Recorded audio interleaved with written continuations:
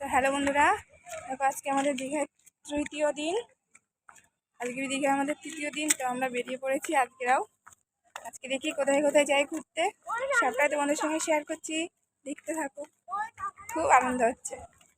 তো যাওয়ার আগে সকালের ব্রেকফাস্টটা সেরে নিচ্ছি। একবারে রেডি হয়ে বেরিয়েছি, তোমাদের সঙ্গে তো শেয়ার করলাম। তো বাবু মোটেই খেতে চাচ্ছে না, ওকে জোর করে একটু খাইয়ে নিচ্ছি, কারণ আসতে অনেকটা লেট হবে। আজকে চিন্তাভাবনা আছে বেশ অনেক কটা জায়গায় একসাথে ঘুরবো, কারণ আজকেই লাস্ট দিন, কালকে আমরা বাড়িতে চলে যাব। তো দেখো টোটোতে উঠে পড়েছি। এখানে যে গাড়ি ভাড়া এত দাম, বাবা কি বলবো বন্ধুরা। আমাদের 2-3টে জায়গা ঘুরিয়েছিল, আসা যাওয়া মিলে 4 থেকে 4.5 ঘন্টা মতন সময় দিয়েছে। তাতেই আমাদের কাছ থেকে 800 টাকা নিয়েছে। তো যাওয়ার পথে একটা মন্দির পড়েছিল, তো দেখো সেই মন্দিরটাতে ঘুরে নিলাম। এটা একটা কালী ঠাকুরের মন্দির, গাছতলাতে একটা শিব বসানো আছে। এখানে দেখছি সবাই ঢিল বেঁধেছে, আর মায়ের মুখটাও তোমাদের সঙ্গে শেয়ার করলাম। তো দেখো আবার উঠে পড়েছি গাড়িতে, চলো যাওয়া যাক, দেখি কোথায় কোথায় নিয়ে যায়। যার পথে একটা বীজ পড়েছে, তো এটা কি নাম আমার ঠিক মনে নেই। তো এটা হলো তাজপুর বীজ। তো এখানে এসেছিলাম মনে অনেক আশা নিয়ে, হয়তো অনেক কিছু পাবো দেখতে, কিন্তু তোমাদের সঙ্গে শেয়ার করছি। দেখো আমরা কি কি দেখেছিলাম। তো দেখো বন্ধুরা, এখানটায় তেমন কিছু নেই, জাস্ট একটু সমুদ্র আর এই যে ঝাউ গাছ।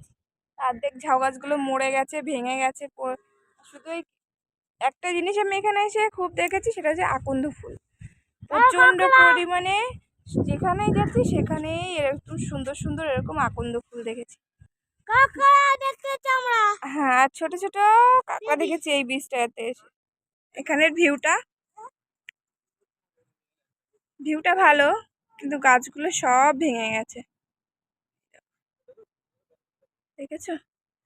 আর এই পেছন সাইডটায় কিছু গাছ আছে, এই যে